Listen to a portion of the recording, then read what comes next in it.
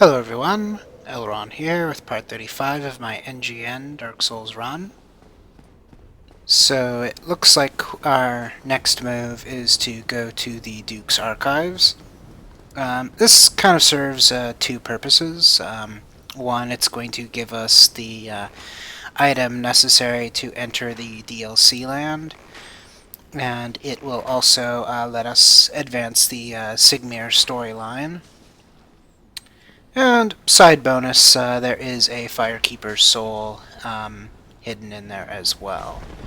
So we will be graced with better Erlenmeyer flasks as a result of the fruits of our efforts. I'll be saving the Crystal Caves for a later time. I find that place to be a nuisance, and I'll very much prefer to save that for a future time. And then this guy I know for sure is a mimic, so I'm going to just preemptively torch him. The guy next to him is not a mimic, but I'm pretty sure I take a stab just to be safe. And then remember the warthog just outside of the Undead Parish? Or the Robo-Boar, or whatever we want to call it. We'll need to fight a couple more of them coming up here. We need to kill one more of these giants, and then we'll be into Mechanical Boar land. And the first one's pretty easy to cheese. He won't leave the building. And I think, technically speaking, if you train the second one enough, you can get him into the same situation. But I think I end up kiting him and finishing him off well before getting to that endpoint. And so as a heads up, this area is another one of the 3 areas that are blocked off by that yellow fog gate.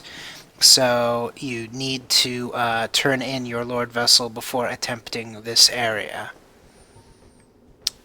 So now we're going to pull him. I might try to fight him legitimately for a moment, and I was like, yeah, not gonna happen. So, and then he douchebags it and turns around. Well, we can take a free shot. If I was a little quicker to the draw with that other free shot, then that would have worked, but I kind of missed my moment. But in any case, he doesn't want to do those stairs. He's scared of those stairs for whatever reason. And so we're going to take full advantage of that and finish him off. Cool. And spoiler alert, the next one is going to drop another one of those derpy helmets that the first one from the Undead Parish dropped. So yeah, those things are kind of a dime a dozen in the grand scheme of things. Here he is. And then, of course, that would have worked if I can just, you do that left-handed. I was hoping to cheese that guy, to be able to just repeatedly hit him over and over, but that didn't seem to work out, so we're just going to kite him. Do this Matador style.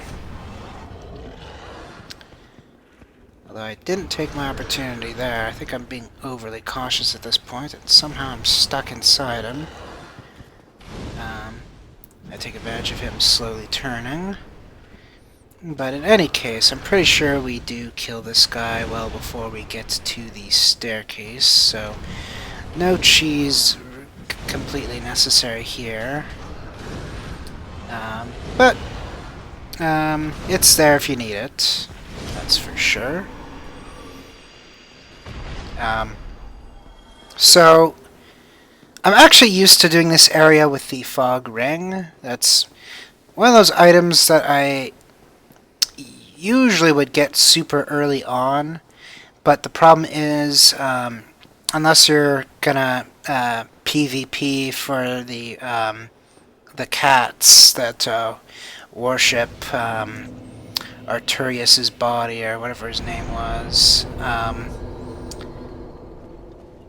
Basically, the people guarding what Sif was guarding. So unless you want to, do a bunch of PvP in that region to get the ring directly, you'll need to get a special lantern from the liches in the catacombs. And you may have noticed we didn't really spend much time in the catacombs. I actually prematurely went there and decided to turn back. So, technically speaking, we could go to the catacombs and do everything there is to do there much earlier than we are doing so.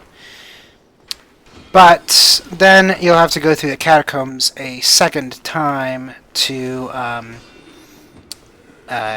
get through the Tomb of the Giants, or whatever that next region's called after that. And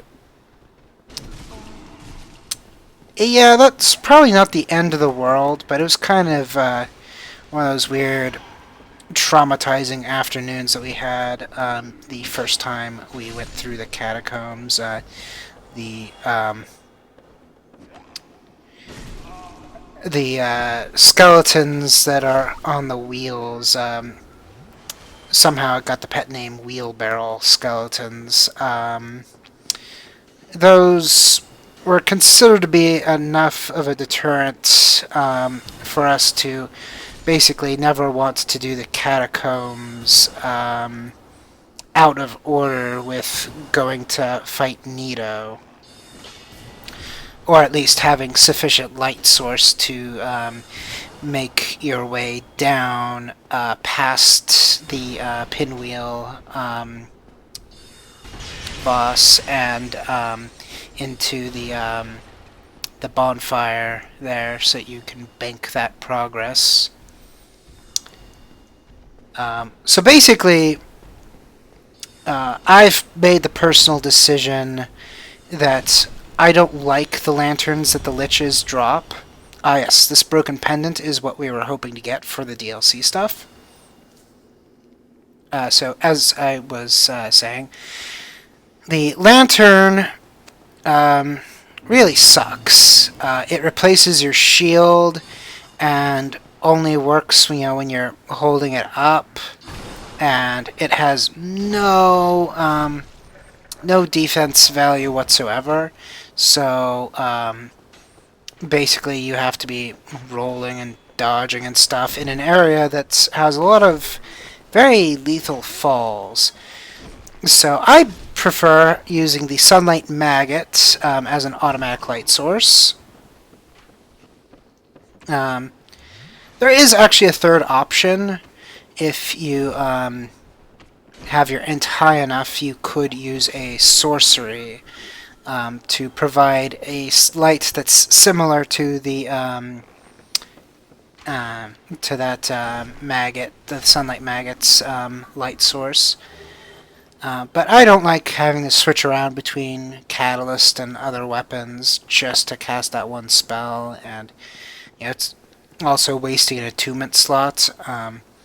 This other person is a pure melee knight, so he's got free attunement to play with.